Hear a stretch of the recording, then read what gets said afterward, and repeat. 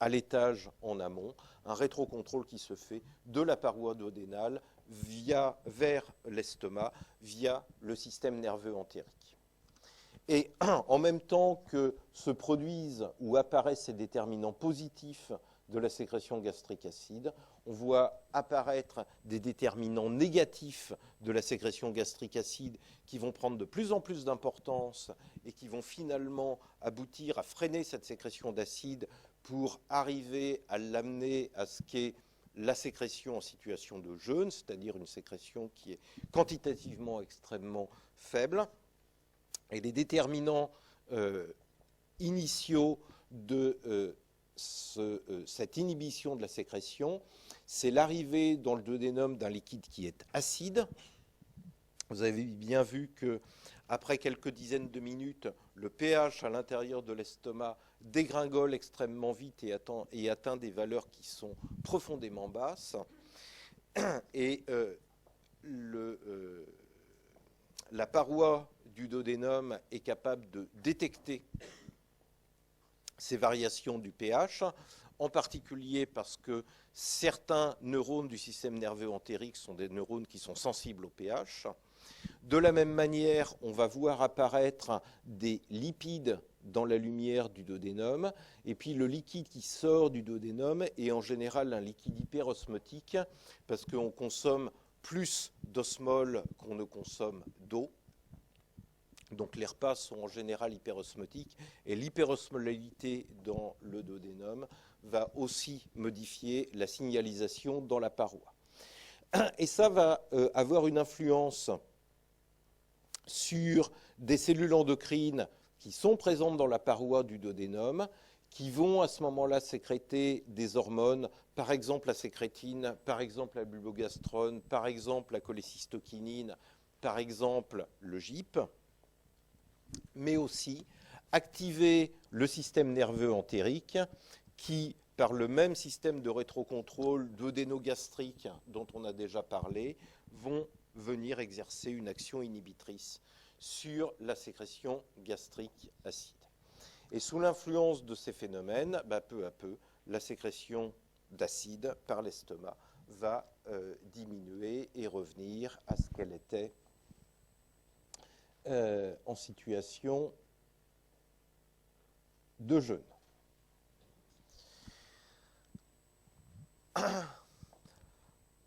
Alors vous savez tous que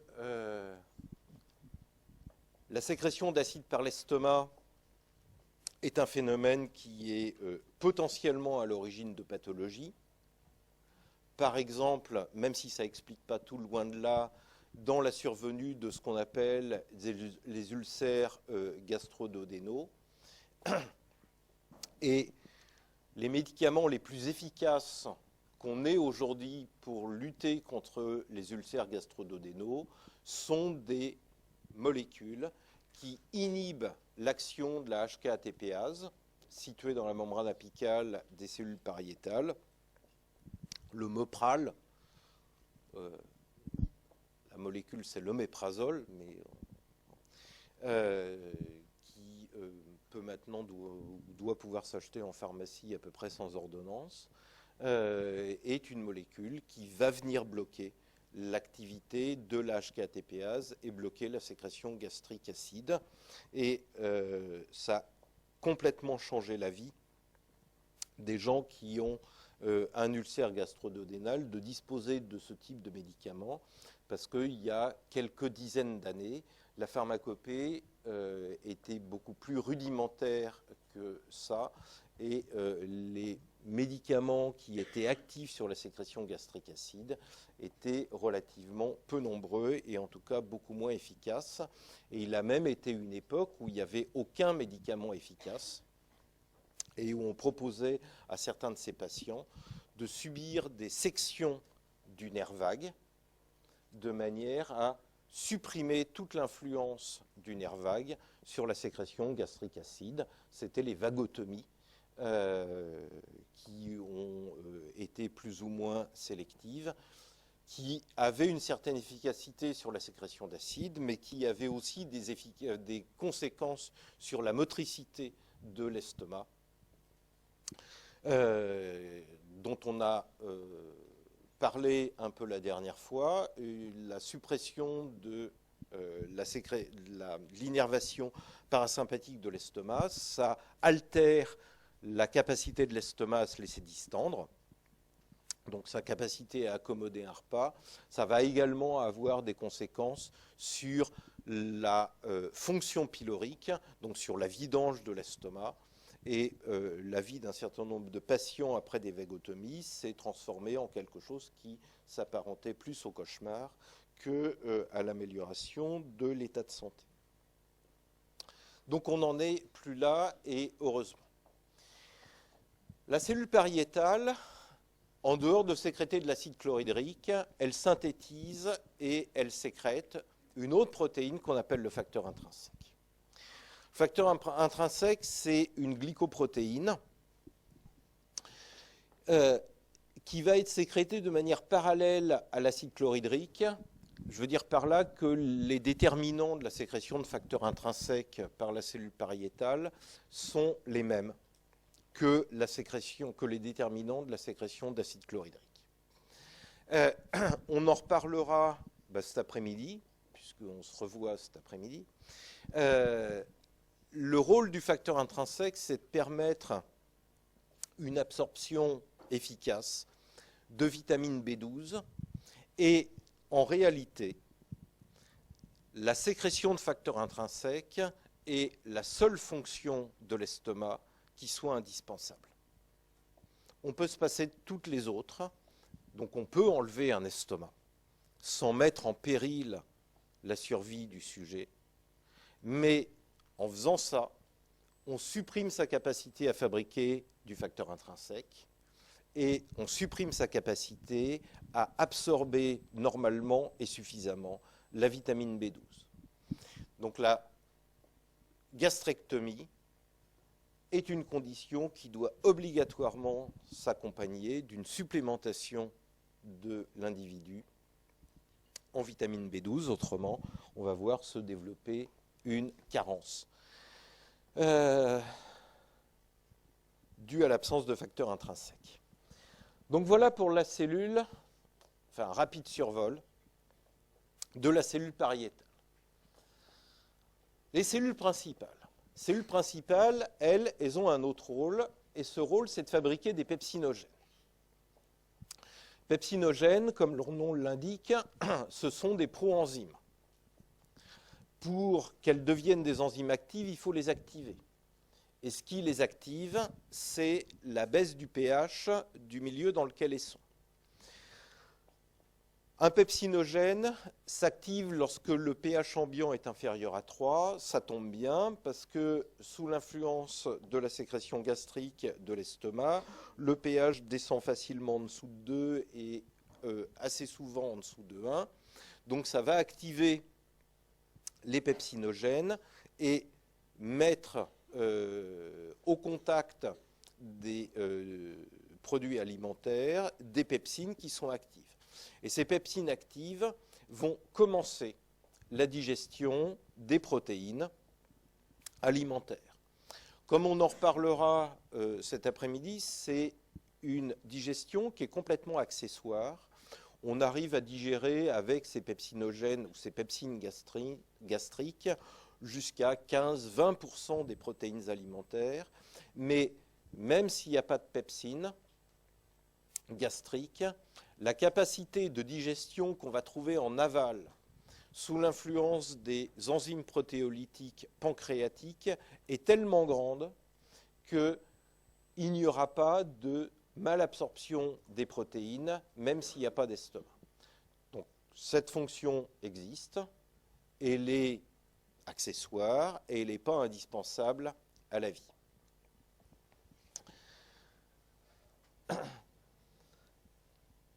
Les déterminants de la sécrétion de ces pepsinogènes sont à peu près les mêmes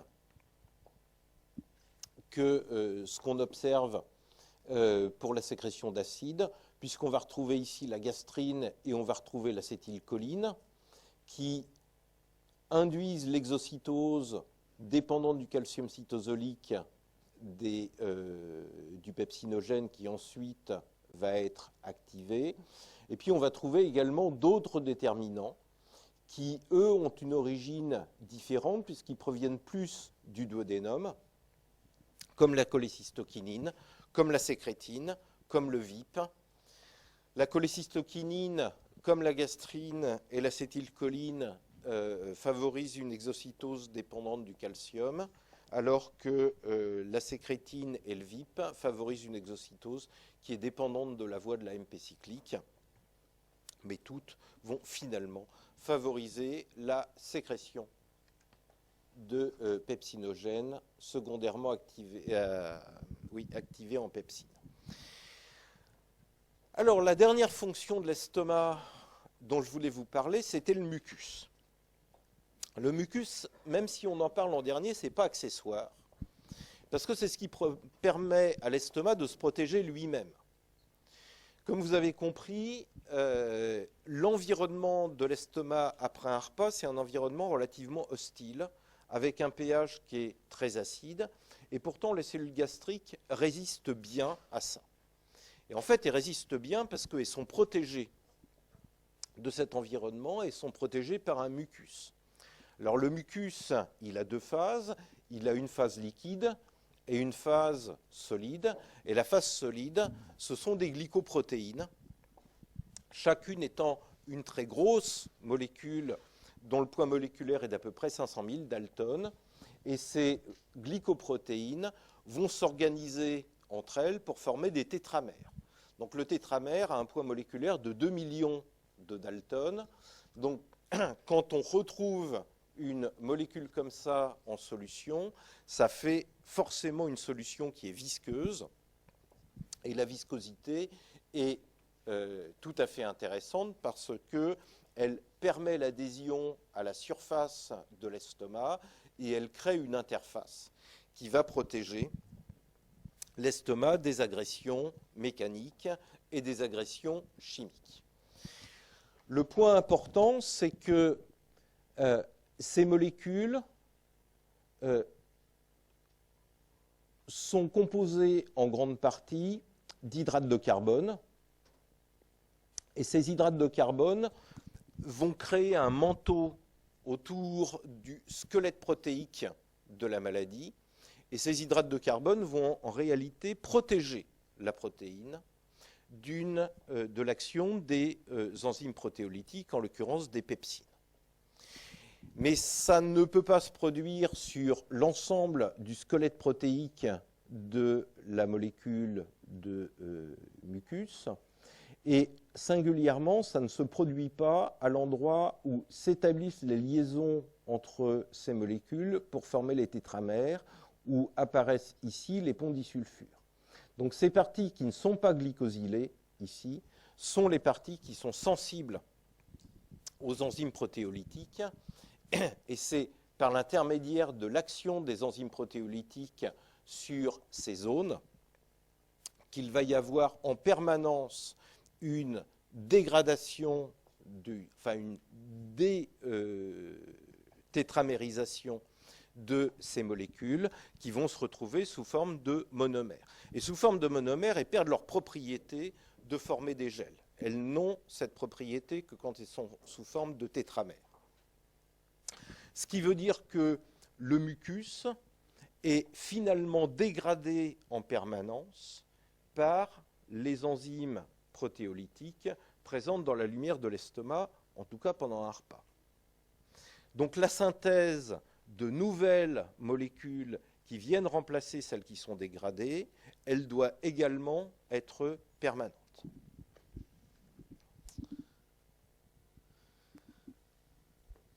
Ça, c'est la phase muqueuse. Et puis, il y a une phase hydrique. Et la phase hydrique, on en a déjà parlé. C'est celle qui est créée par les cellules épithéliales de surface. Et dans cette phase hydrique, viennent se dissoudre et former le gel, les glycoprotéines dont on a parlé sur la diapositive précédente. Et comme je vous le disais en introduction, dans la première partie, les cellules épithéliales de surface sécrètent un liquide qui est un liquide qui est riche en bicarbonate.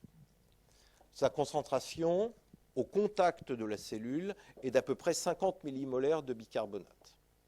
Donc le gel qui est à la surface de l'estomac est un gel alcalin,